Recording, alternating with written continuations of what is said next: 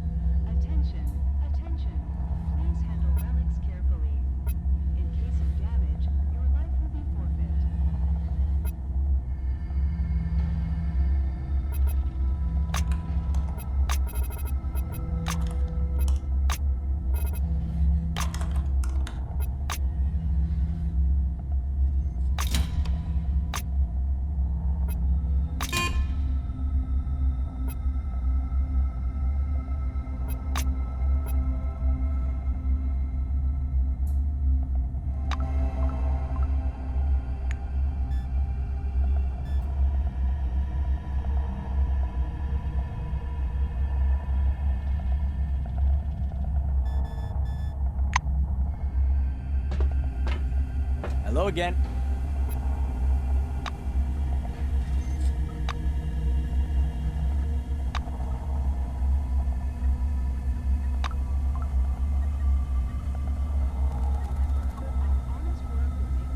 Come back again.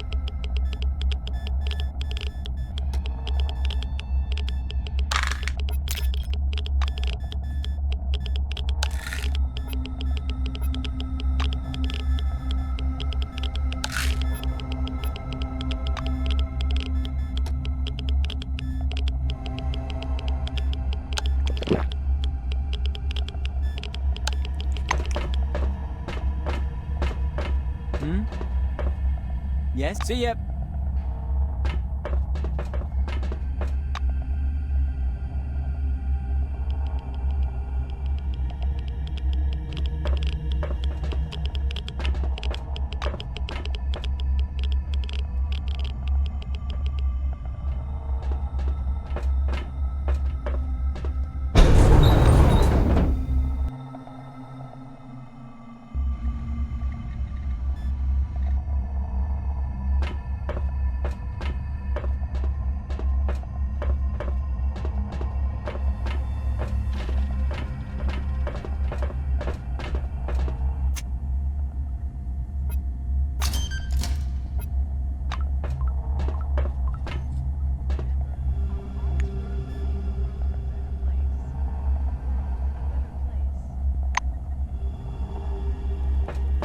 Hello again.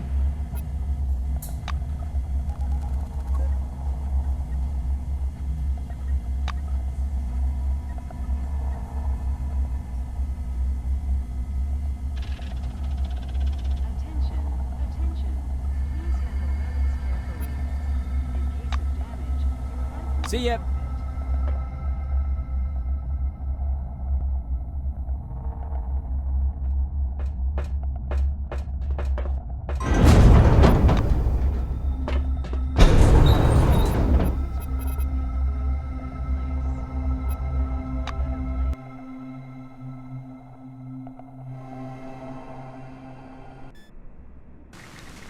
Floor level, -6. Administrator.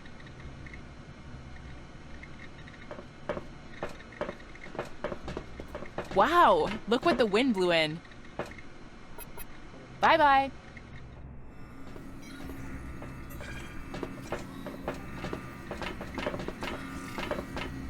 And I will see you later.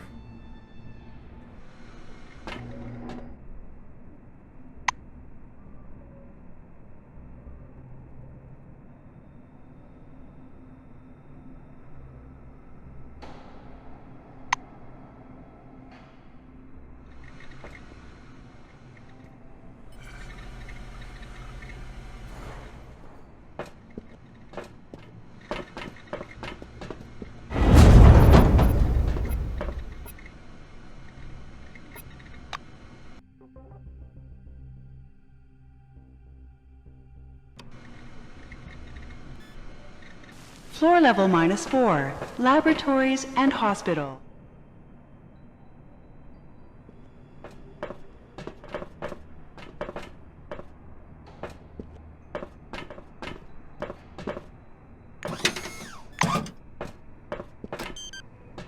Remember, our honest work will make the world a better place.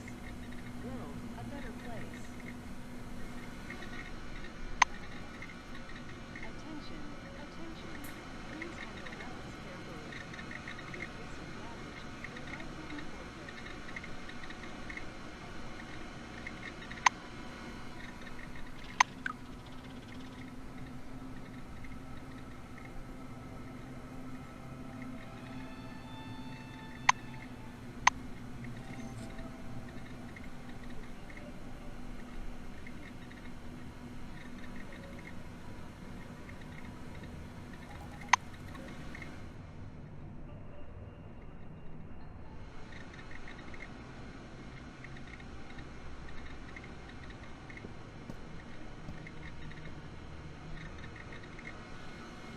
Attention, attention.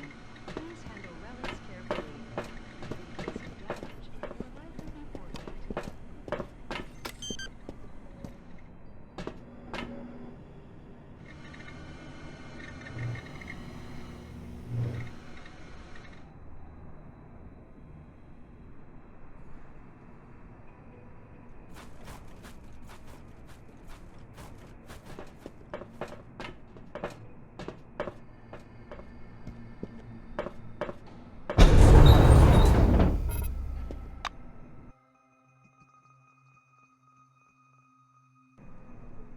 Remember, our honest work. Floor level -3. World a better place.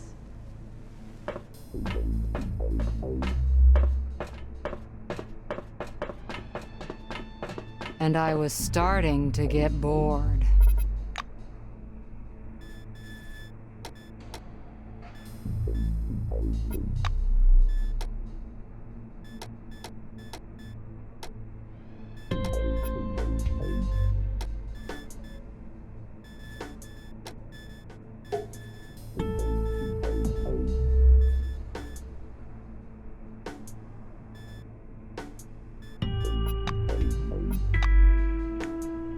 Come back again. Honest work will make the world a better place. World a better place.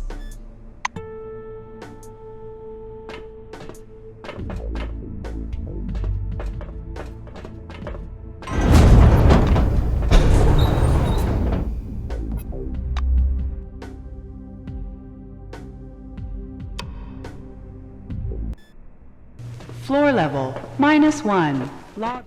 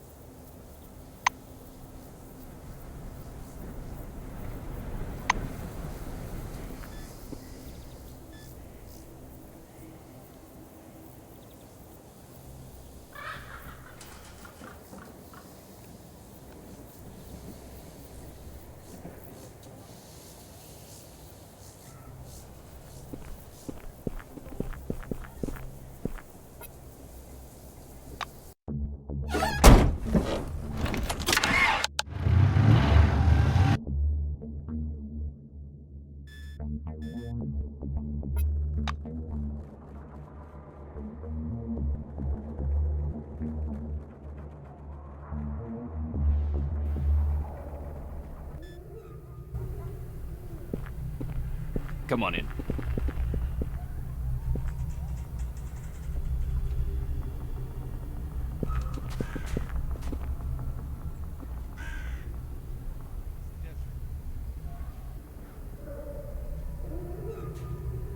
One thing every one of us has in common.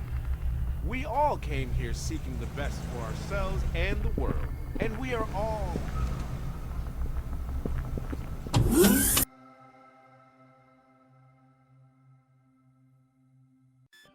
This work will make the world a better place. World a better place.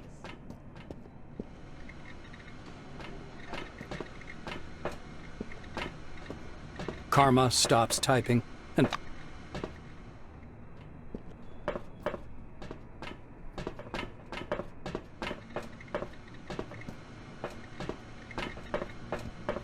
Russo is comparing the readings with the data in her notebook. Any news? We need to prepare this thing for the new trials as soon as possible. The white sets the device on the table. Here's something funny. I gave the latest version of these to our engineers. They took it apart and told me the technology can't be replicated at this point. The circuit board customizations are completely foreign to them. We have no idea what makes them tick. That means we'll need to perform our sun dance for the abbot. Round and round. She adds.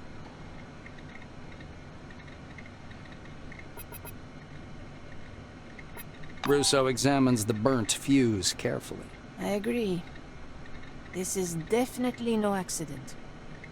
I thought Weyers was nothing but a pathetic drunk, Relics carefully. but it turns out he's some kind of éminence grise. Or more precisely, éminence bleue.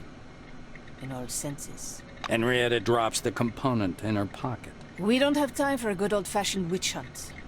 Do you mind if we keep this trump card up our sleeve for the time being? Eh bien, we will deal with Weyers as soon as we launch the emulator. Russo is comparing the readings with Henrietta throws up her hands. So what's the news? Yes, Nakamura's obsessed with control, but she's not hiding it. I am much more interested in what you have in mind for this. Russo squeezes your shoulder gently. Exactly. No one knows. In theory, we all know how to do the right thing. But in practice, a lot of questions come up. Russo is comparing the readings with the data, and Henrietta nods curtly. Yes, I see. The current from the reactor is now powering the emulator systems as it should.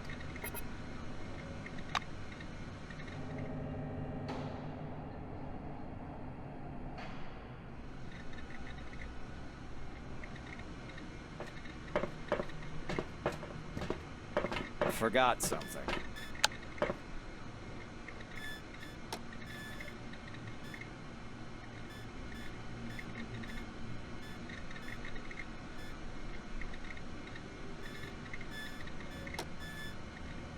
Attention, attention.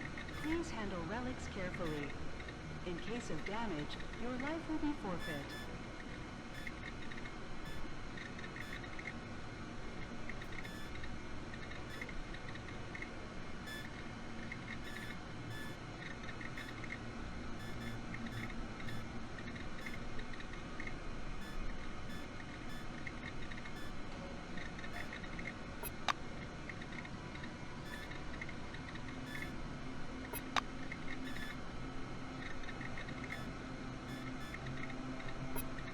Remember, our honest work will make the world a better place. World a better place.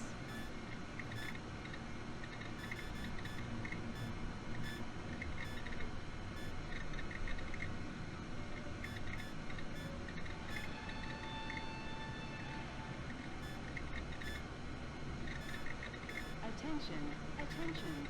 Please handle relics carefully. In case of damage, your life will be forfeit. Goodbye.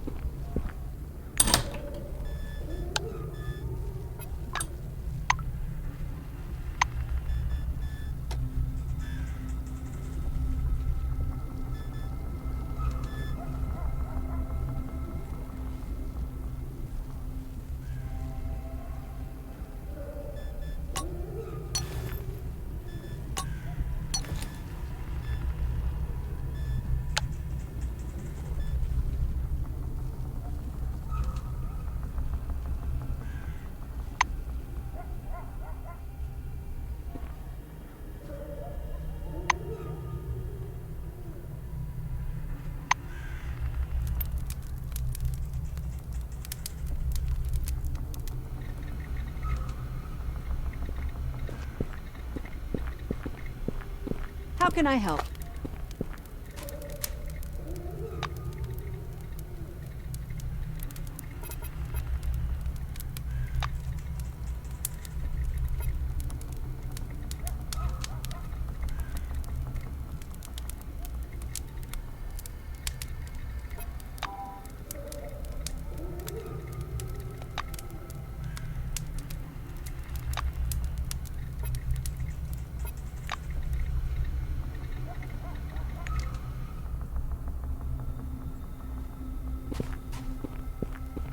Hello again.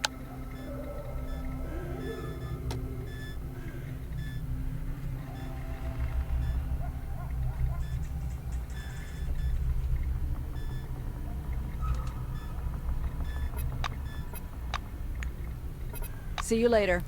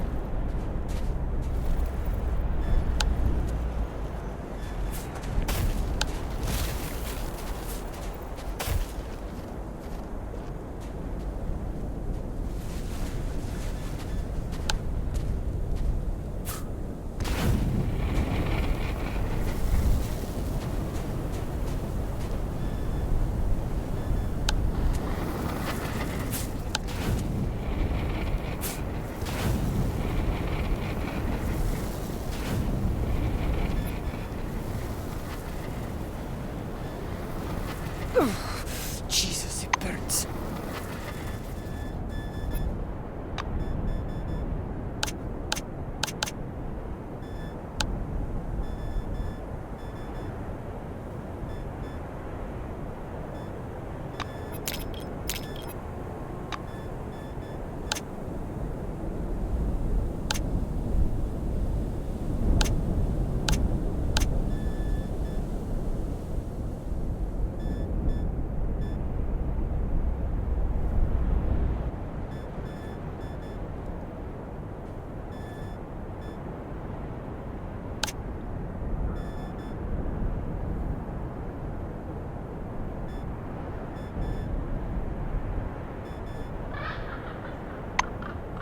Oh dear, it hurts so much. Ugh.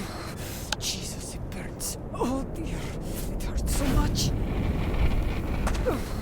Jesus, it burns. Oh dear, it hurts so much.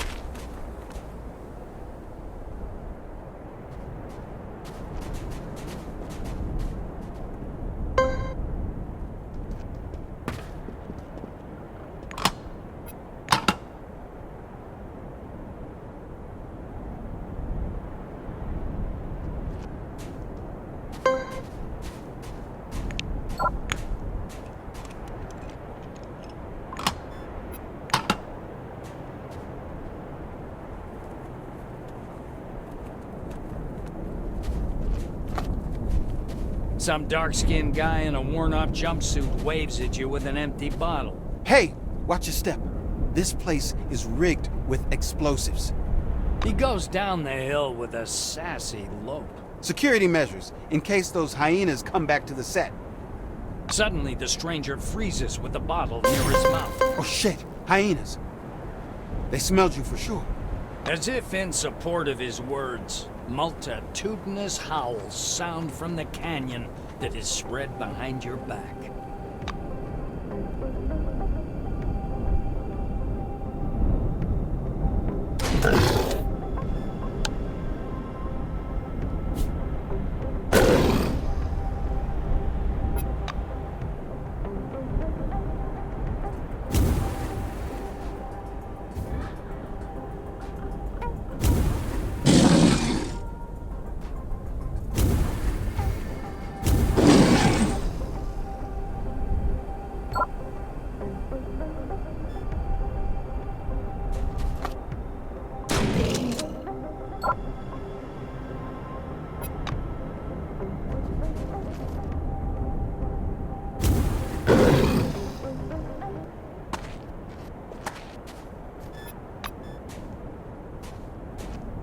He waves his hand with protest. I appreciate your social skills, but there's not time for chit-chat. Hyenas are coming.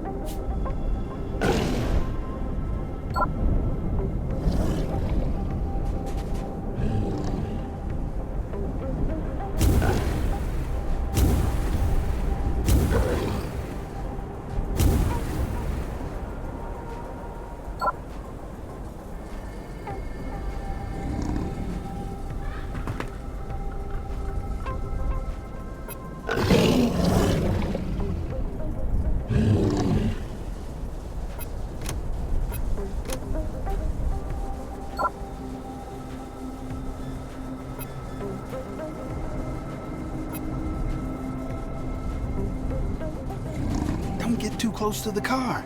It's rigged.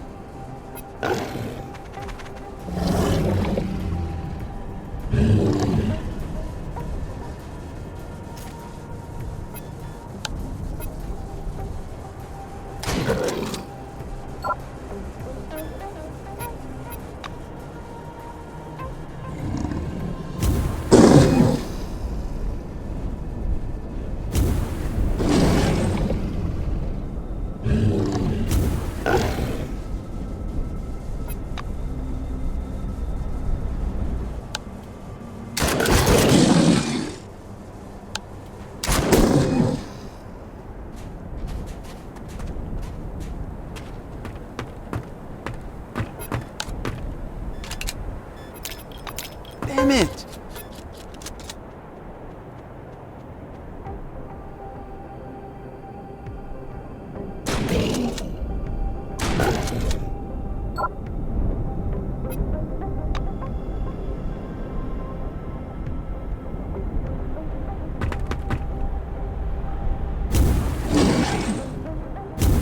What a car blast! As always, Samantha went overboard with explosives. I told her, excess will kill you, Sam. But no, she drank in the same way she made props. With passion and total efficiency. He looks at the burned out carcass of the car. Then he turns to you and strikes a proud pose. Let's get acquainted. Okay, wait. Do I need to introduce myself? He chuckles. Don't you say it's because of that gum commercial. Actually, I'm a movie actor. They even made a game about me. And my name is Jack Ray Branson. Yeah! The Cheerful Jack. Jack watches you carefully. You look like you want to ask something. Go on. Usually I'm glad to answer some questions. If they are not for a tabloid interview, of course. Branson pats the space beside him with his hand, as if he invites you to sit on an invisible chair. That's a long story. Where should I begin? When Terry Smithson tied up an exclusive agreement with Limelight Creations, Inc., he wanted to make the movie of his dreams. But before that, he had to plunge into the world of low-budget trash. Jack sees the look on your face. Okay, I'm gonna skip details. Long story short, we stuck around here a bit too long. Our shooting ran over. And then there was this maelstrom, and we got stuck for good. Smithson didn't send anyone to get us. Either he forgot, or he decided we were dead, or he'd actually blown all the budget for that scene on the ship in the desert. Cut it short, we stayed here. Actually, I can't complain. We had plenty of food, tons of whiskey, and not the slightest idea which way civilization was. In fact, the interesting part of the story ends here. I was just sitting and boozing while the others were arranging useless expeditions to the wasteland. At the end of the day, they're probably dead. And I'm alive. And I'm here. The actor spreads his hands. Jack looks at the bottleneck sticking out of his pocket. Nah, there are problems with water here. Not with alcohol. There's still so much of it that my liver could give up. Newscaster. Well, it's not porno at least. Although I could agree even for porno if we get out of here. Thanks. Jack holds his Kairos mic out to your face. Hey, wait! Give me your Kairos for a sec. Jack attaches his handheld to yours and updates his maps. He looks at the screen and chuckles with satisfaction. Excellent. Now I know at least where I am and which way Magellan is. I'm gonna finish my whiskey and be on my way. If you get to the station, find me on the executive floor.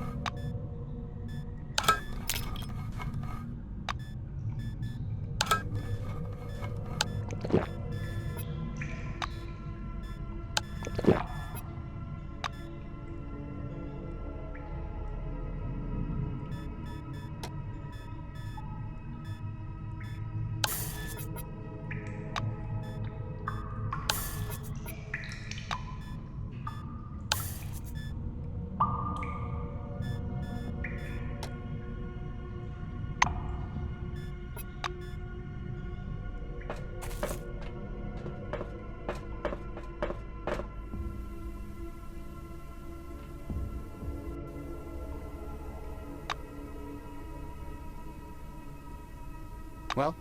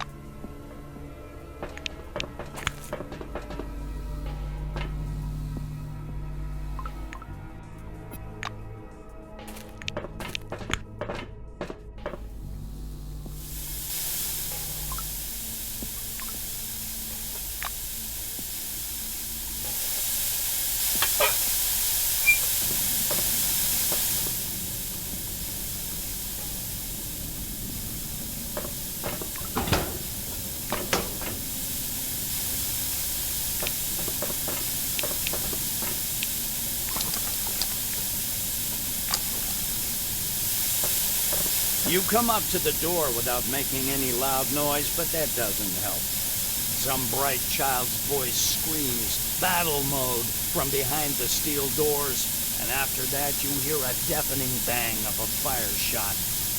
You see a smoking hole on the door within a couple of inches from your head. Your fist could fit in this hole. Looking through the hole, you see a robot. Or rather a robo-kid. The android looks like a little schoolgirl with a blunt bob and a huge rifle in her hands. Bright red light in her eyes fades, and they become normal, just brown. Social mode. You are not with them. Who are you? My name is Yoko. The robo-girl's face is now proud and serious. Her emotion generator definitely works better than one of a standard robo-kid. I was on a research mission. I found radiolith. It turns out I was not the only one looking for it. Some people were here. They chased me to this place and wanted to kill me because I refused to give them the relic. I can't give it to you either, so don't waste your time.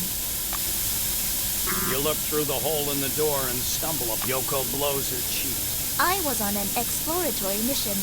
I found radiolith, but bad people came and trapped me in this room. I'm in the defense mode now.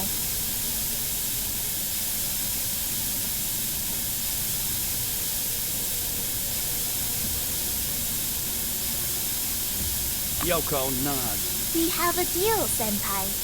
You look like a good person, and I call good people Senpai. You look through the hole in the door and stumble upon the muzzle of a rifle looking into your face. Yoko happily nods, looking at you through the hole in the door. That is good. I'll open the door right now. Yoko looks out into the corridor, looks at you, and squints, happy. Yes, there is no danger. Thank you. She looks at the bodies lying on the floor. Human decisions seem irrational to me. Are they actually ready to die for some relic of low rarity? The robo-girl goes through her backpack, takes out some strange thing, and shows it to you. Radiolith, a widespread but quite inexpensive relic. If they decided to die because of it, could I calculate the average life value based on the value of the artifact?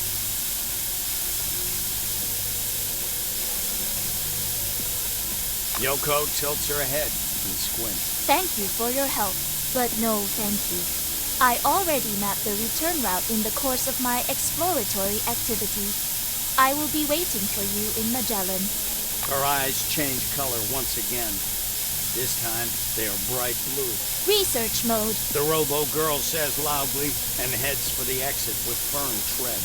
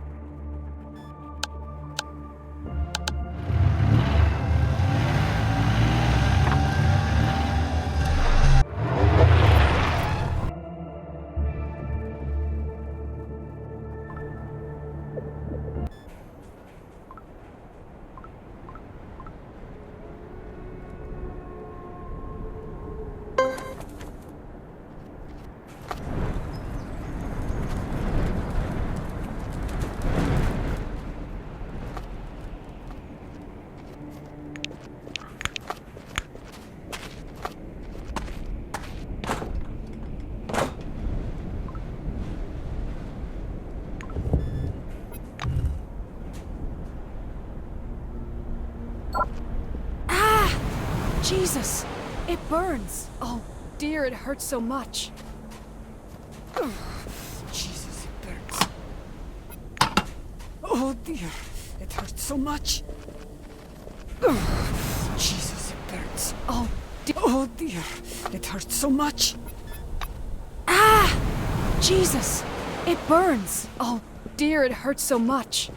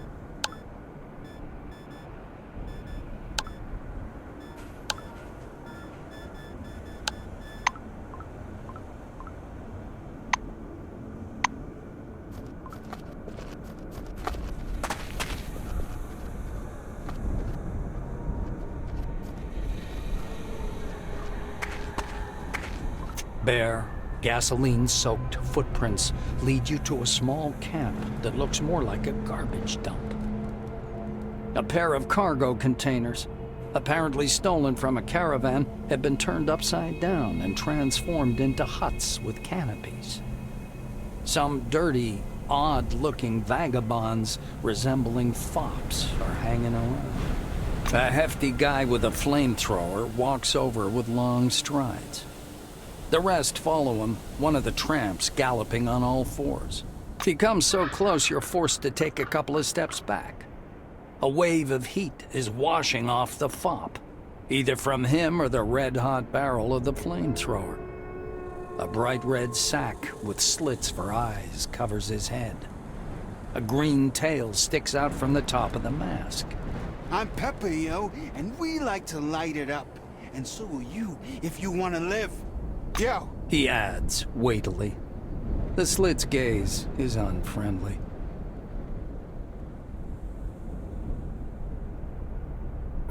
Pepper points the flamethrower at you. I'm gonna burn you, yo!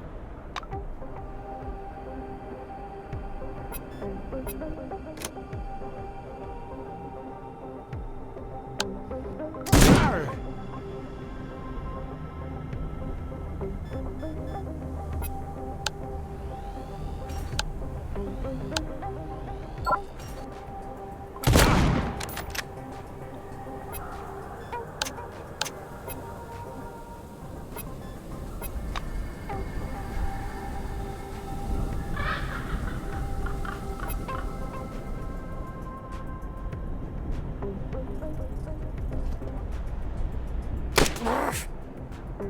That's it. Your ass is grass.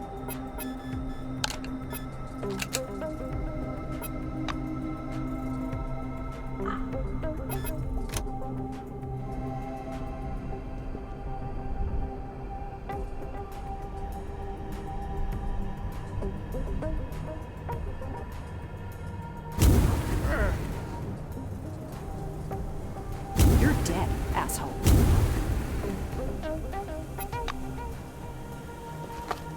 You won't spill innocent blood. You can't scare me.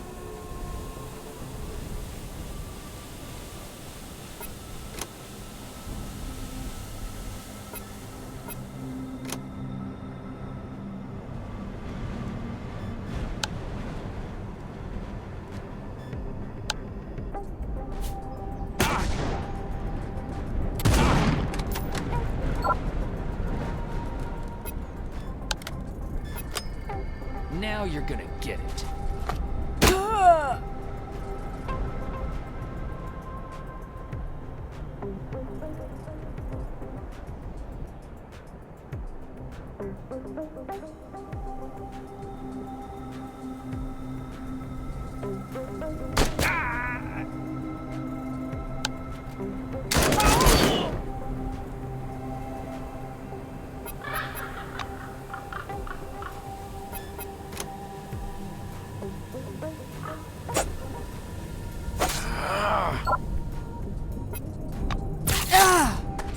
Ow!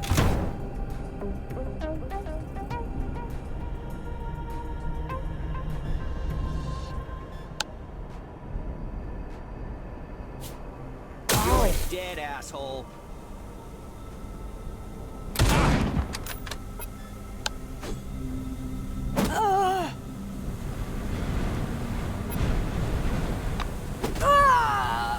I'm not afraid of you.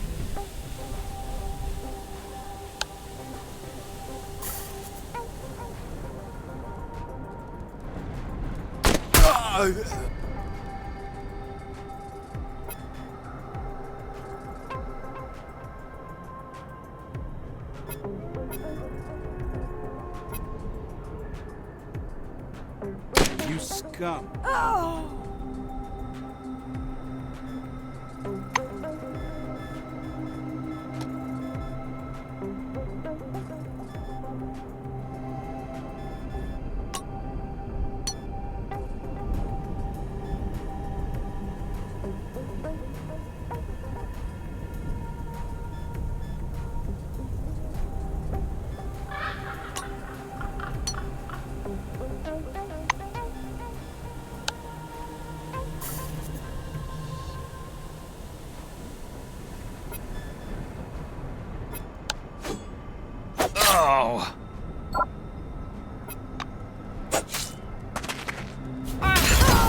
Fight like a coward, you die like a coward.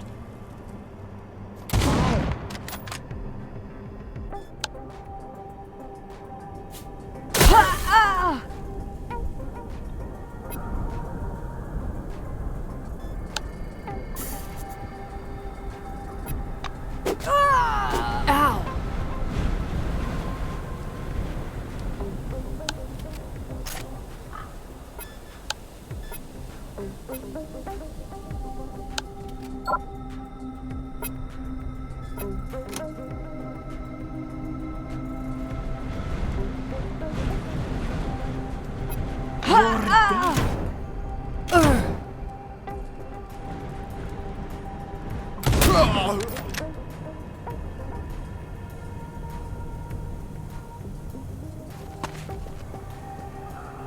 Ow!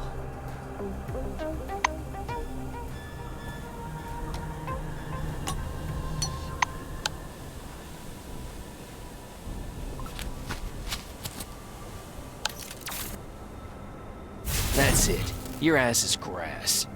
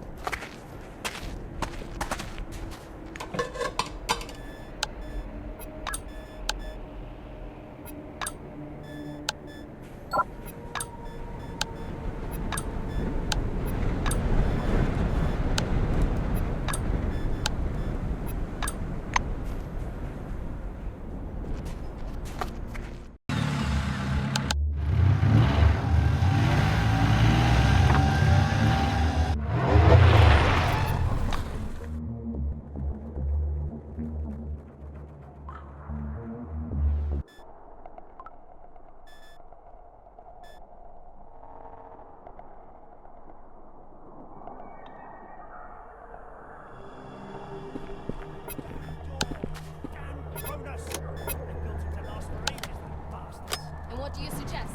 Try to headbutt it? Like hell. I've got a few spare kilos of explosives right here. You're a maniac, you know that? All right, plant the charge. Take cover, everybody. What was that? What? What the?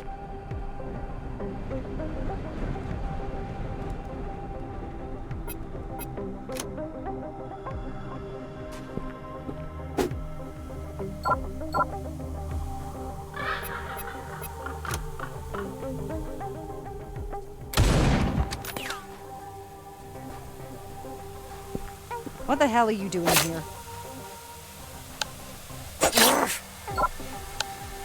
Ow! What the hell are you doing?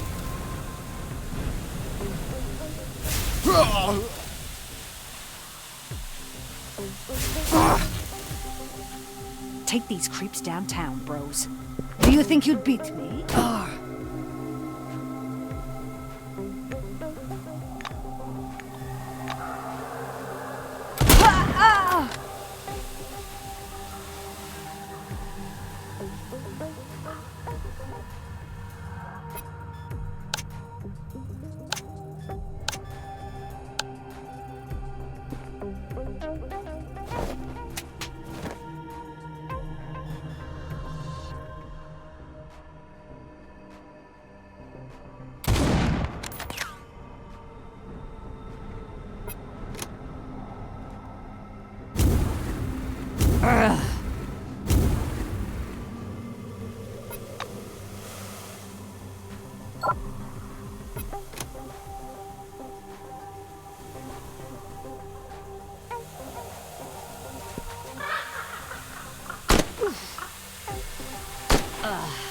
Take these creeps downtown, bros. I'll smack you up.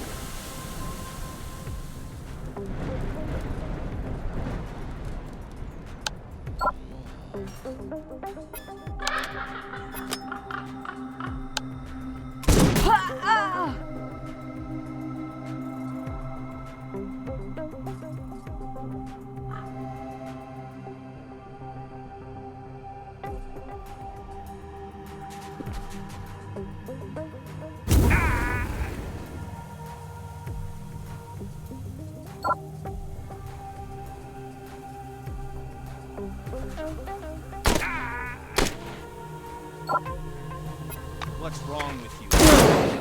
Huh? You scum!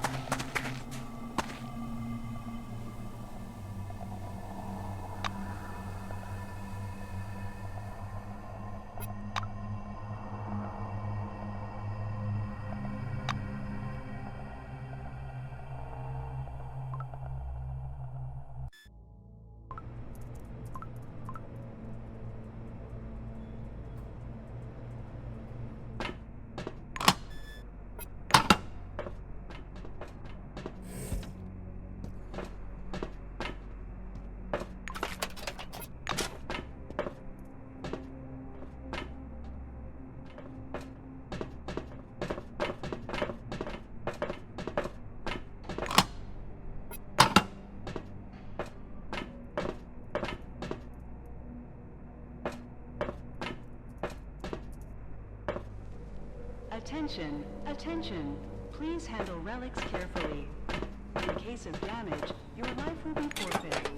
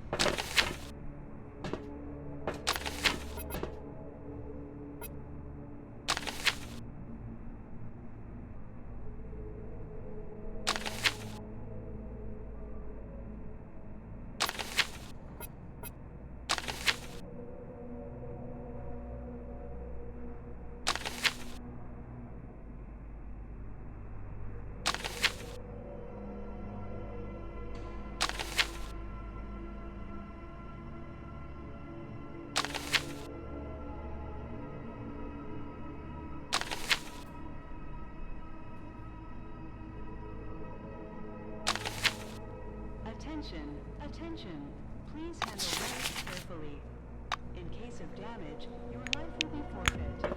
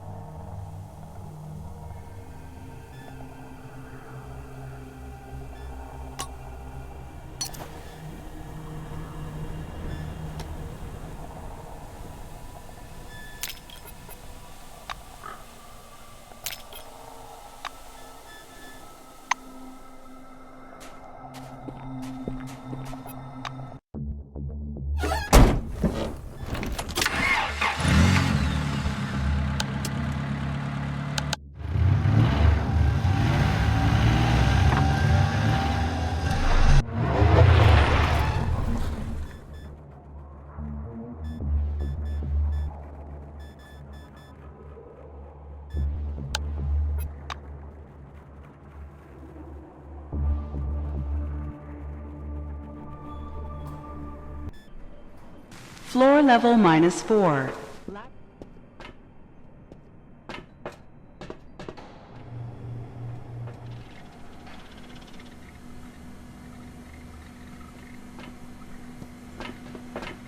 So, where were we?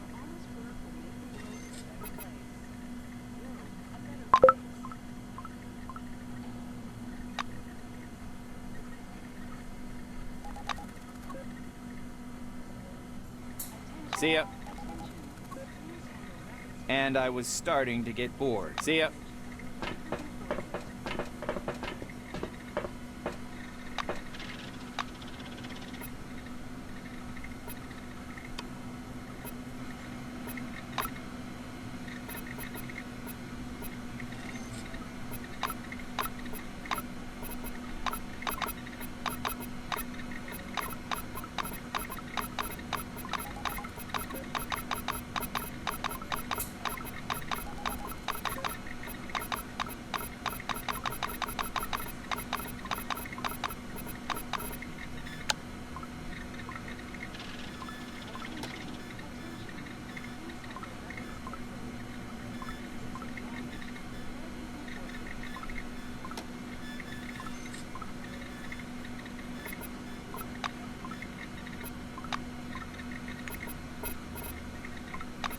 Good luck.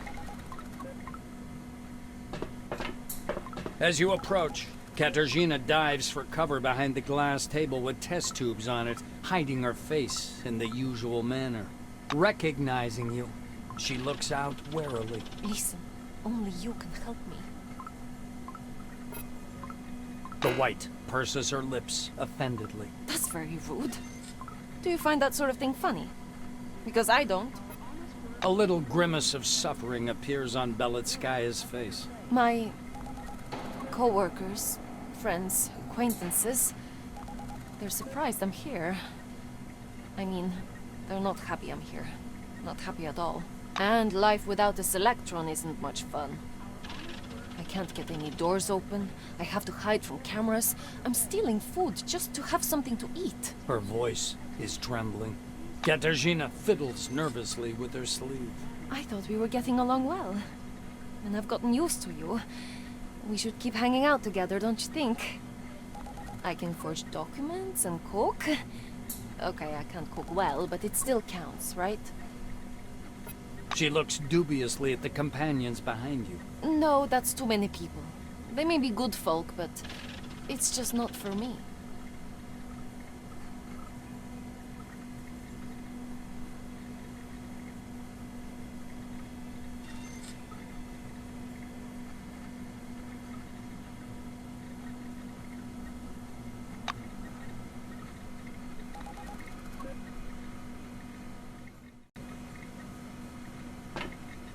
Sparrow shuffles his feet impatiently, but he looks depressed. That's too bad.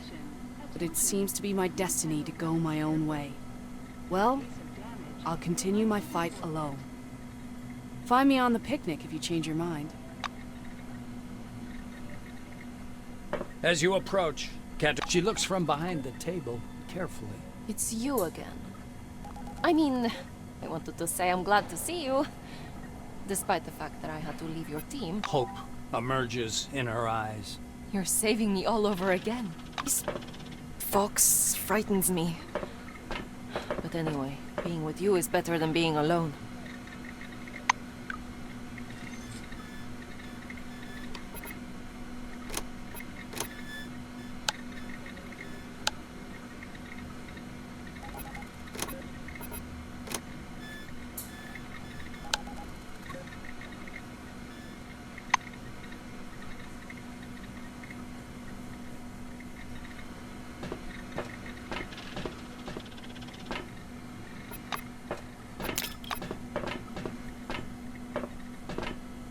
Belitskaya casts around nervously. I'm starting to worry again. Frankly, I'm straight up scared. We're not gonna get stranded far from civilization, are we? Are there dry closets where you're headed? Hey! I don't like that silence. The White nods cautiously. Okay, just don't ask me about what happened at Magellan, okay? You won't, right? She looks around. Just don't tell anyone, all right? Belitskaya makes big eyes and switches to a loud whisper. I just don't get what you and this psychopath have in common. Not only does she consider herself a fox and snorts like an animal, but she also has a split personality. You know, I once saw her sitting in the desert near the camp talking to her mask. And she talks on behalf of it, too. Like, using a different voice and all. Katya's expression softens a bit. She... well, I mean he. He's protecting me. And he doesn't condemn me for anything either. The White nods cautiously. Okay, just don't ask me about what happened at Magellan. What personal questions? Ask away, but I'm not promising anything. The White's gaze grows even more wary, and she turns slightly paler. Katarzyna looks puzzled. About myself? I never talk much about myself, even on dates. I have an honors degree. I've never been married. Never had any abortions. My parents have a nice home in Wisconsin, with a swimming pool. They got 2 cars. Dad thought about buying a yacht, but I'm probably telling the wrong things, right? Huh? I'm just spewing nonsense. Belitskaya falls silent in frustration. The White nods cautiously. Okay, just don't... Katarzyna perks up. Yes, yes, fine, ask away.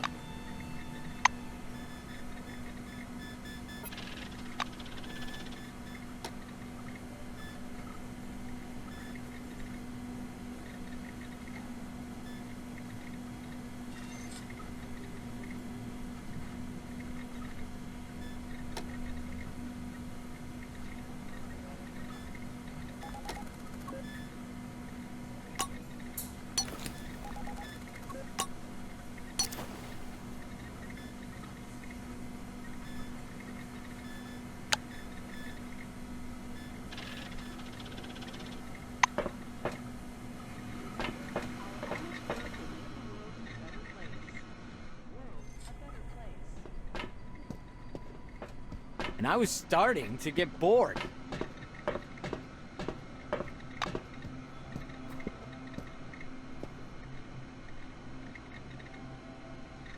Attention, attention.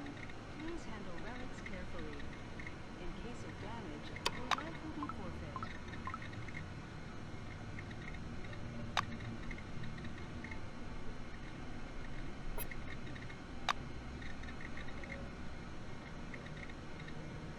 Bye-bye. Something clicks in the head of a motionless Yoko. The white plastic of her eyes shines with faint light. You see her dark brown iris and bright pupils standing out. They're almost indistinguishable from the real ones. Social mode. Hello, Senpai. I don't have any changes in my cognitive functions that are caused by the emission of chemical substances into the blood flow. Please, specify the definition of glad. Is it contextual? Yoko tilts her head and cutely squints, just like during your first encounter.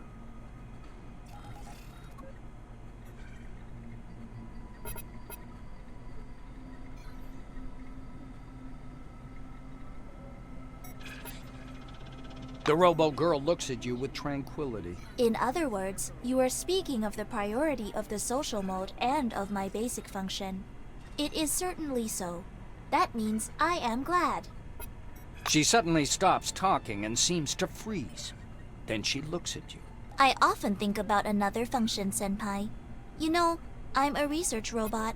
The blue light, looking like a faint shimmer of a nightlight, flashes in the eyes of the android. My research program is quite vast. Not all of its functions are possible to discharge in current conditions. She looks at Akira. Sometimes I contradict my senpai's will.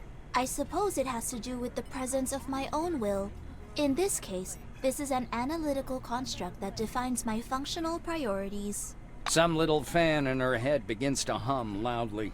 Her gaze starts to draw circles in the air as if she watches something rotating. By all appearances, Yoko is deep in thought. Senpai, going to Sonora was my idea. Akira was against it. I showed my will. in terms of the realization of my research program. She tilts her head a bit, but she doesn't squint. Her gaze is calm and indifferent. Her emotion modulator seems to glitch.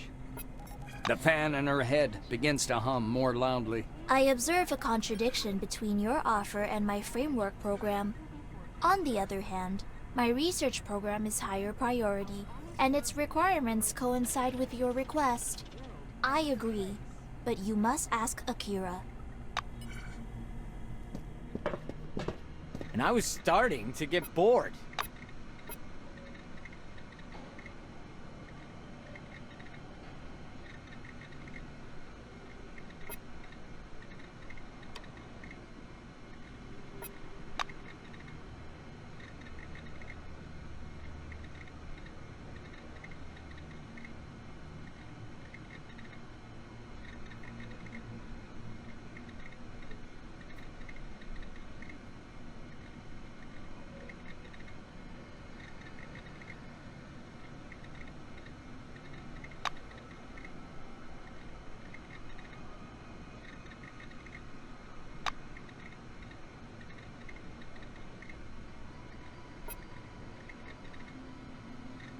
It was nice chatting.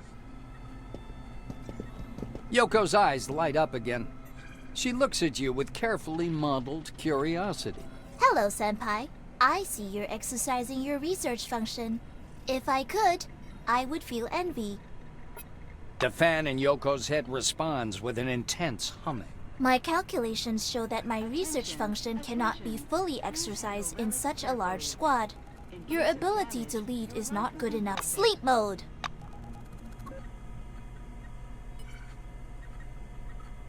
Too furious, the fox hunches over a bit and quietly hisses. I will be at the arena. She leaves with a... Yoko's eyes light. Robo Kid mechanically nods. Information accepted, Senpai. I'm ready. The research mode is resumed. Says Yoko. Her eyes are shimmering blue once again. I am Yoko, the new team member, Katarzyna. We can form a scientific group. According to your qualification, I will make you a junior assistant.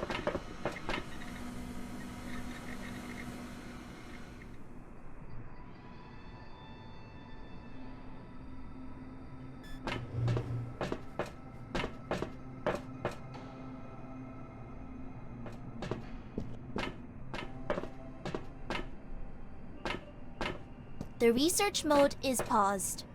Social mode. Yoko nods mechanically several times. Yes, Senpai. Any conversation means collecting data which coincides with my primary purpose of conducting research. The system controlling Yoko's mimicry generates an expression of genuine interest. I can provide information from the Chronos database, Senpai, but I understand you are interested in my personal evaluation. The fans in the girl's head grow slightly louder. Leonard is a good companion. His character, life experience, and principles compensate for the flaws in his mental and intellectual development. He is predictable. That is a good thing. The robo-girl tilts her head. My evaluation is in line with the comments to Katarzyna Belitskaya's personnel file. She is not a good fit for teamwork, but I have a high estimation for her adaptability. Your companion raises a finger in warning. Please note, Senpai, that Daria is mentally unstable and may pose a threat under certain conditions. The risk level is unacceptably high.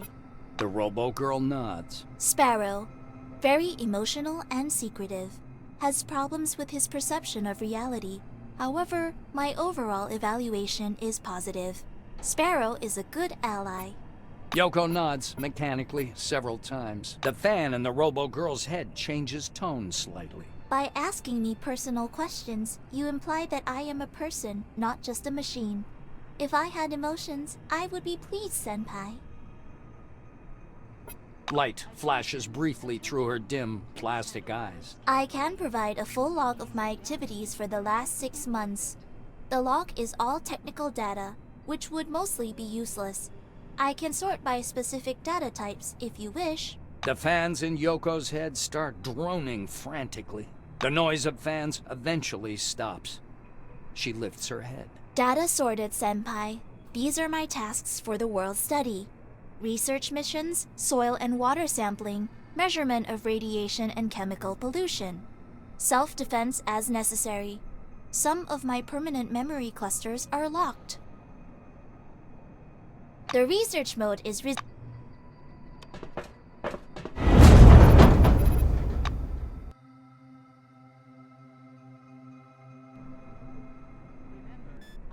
Hey. Floor level -6. Administrative sector. Everyone here. Everyone knows that I was fired. I'm embarrassed to be here. And I was starting to get bored. Come back again.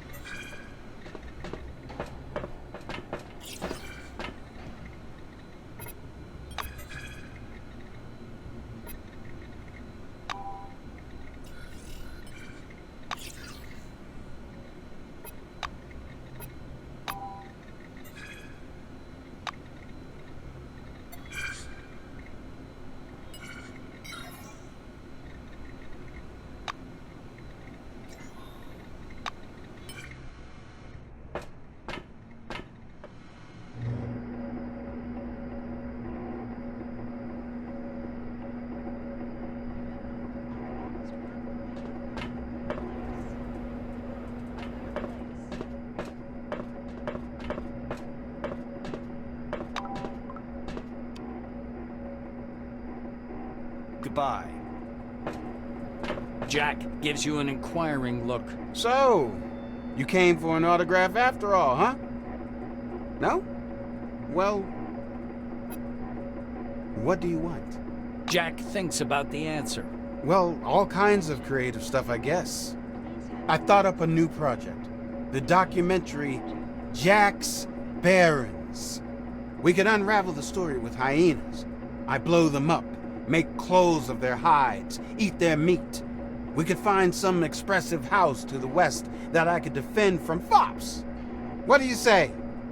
You could play a fop in my film. Your appearance is very fitting. Jack looks at your companions and shakes his head. No, it won't do. I've been sitting in this desert so long that I've kind of gotten rusty with people. If your group was a bit smaller, I could go. Sorry.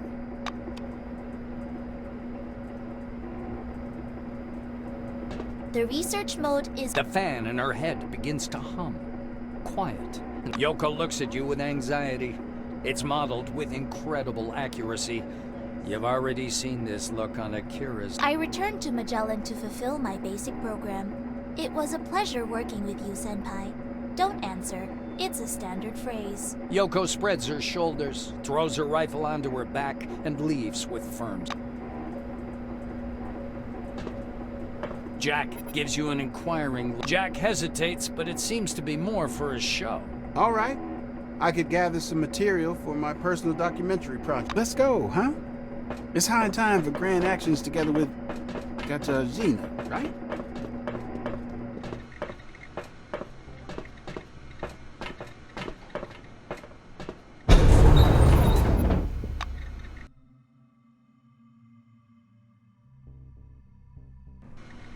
Attention, attention. Floor level -4. Laboratory. In case of damage, your life will be forfeit.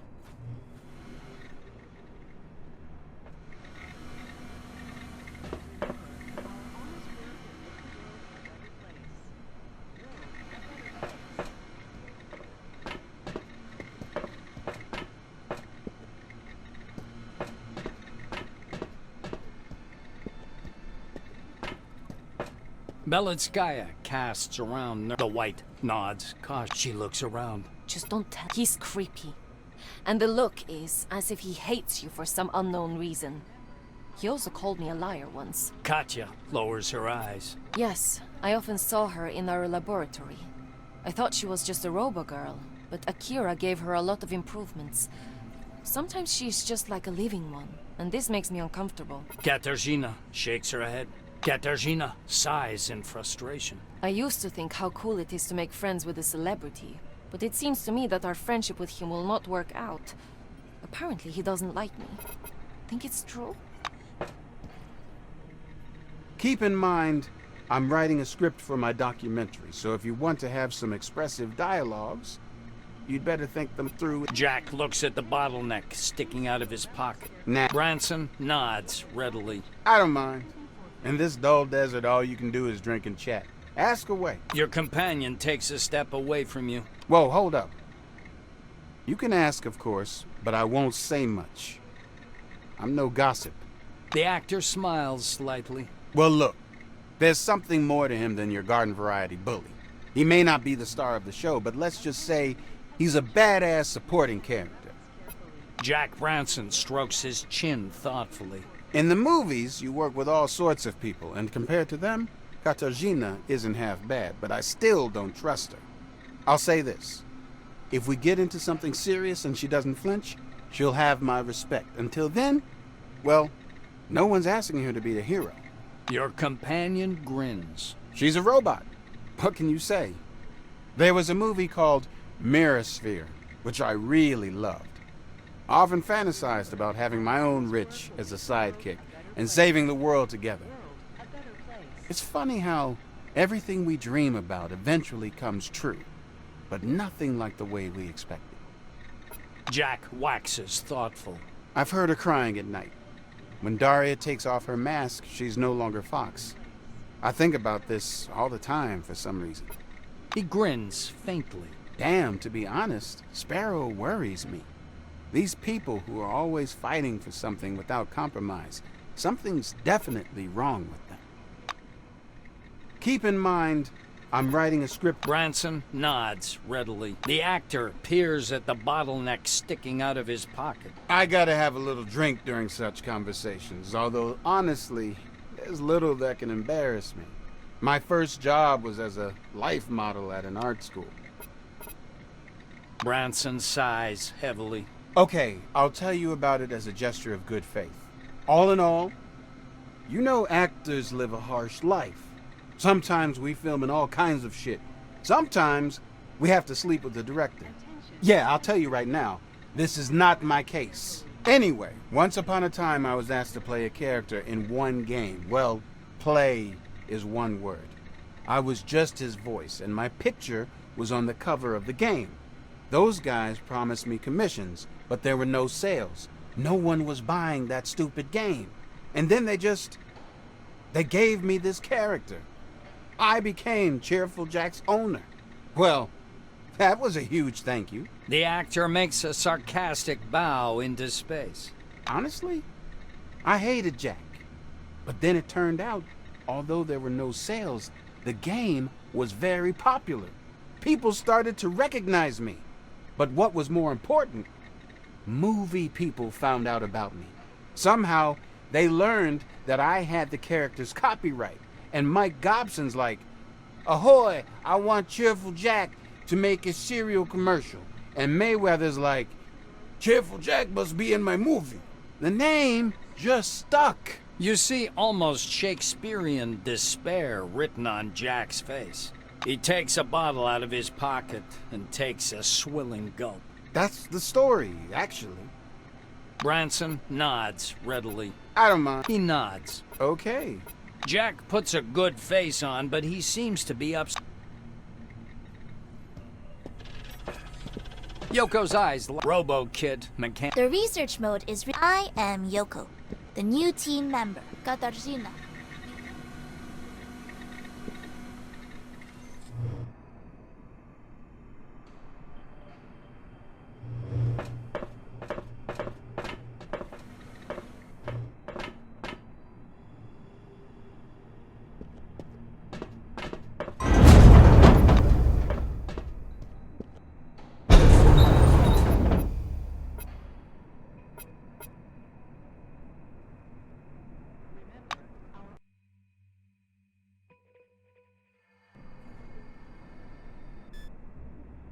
Floor level minus.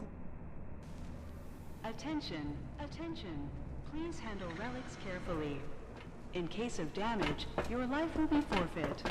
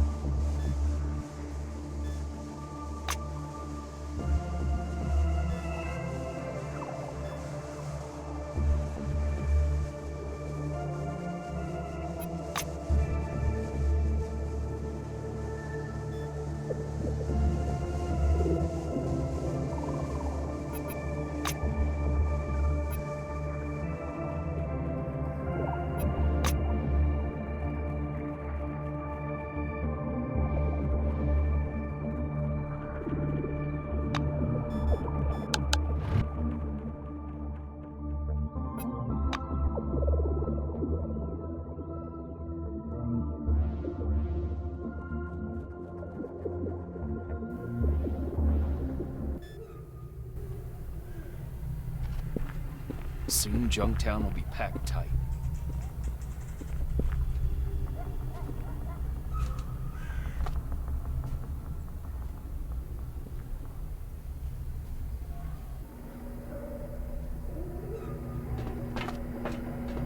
Welcome back.